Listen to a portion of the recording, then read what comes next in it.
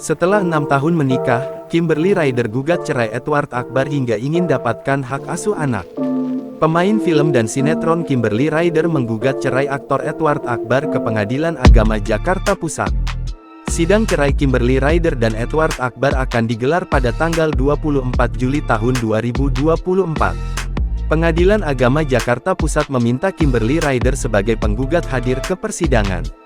Kimberly Ryder ingin mengakhiri pernikahannya dengan Edward Akbar yang mulai dibangun sejak tahun 2018.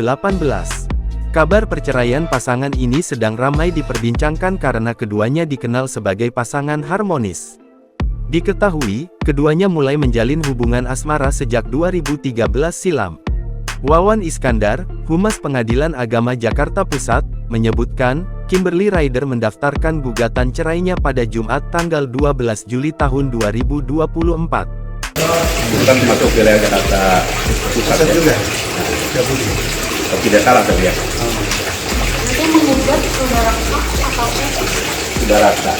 itu dari istri ke suami? Sudah ada gugatan masuk Jumat sore, dari Kimberly Ryder, kata Wawan Iskandar di Pengadilan Agama Jakarta Pusat, Senin, tanggal 15 Juli tahun 2024.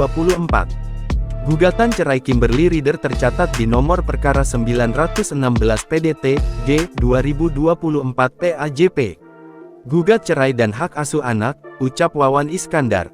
Menanggapi hal itu, Edward mengunggah foto unggahan salah satu akun gosip yang memberitakan gugatan tersebut dan sejumlah foto kebersamaannya dengan dua buah hati. Edward berpesan kepada Kimberly, ia merasa kasihan dengan anak-anaknya jika sampai bercerai. Dalam fitur story Instagram, Edward juga meminta doa dari para warganet. Download Tribun X sekarang, menghadirkan lokal menjadi Indonesia.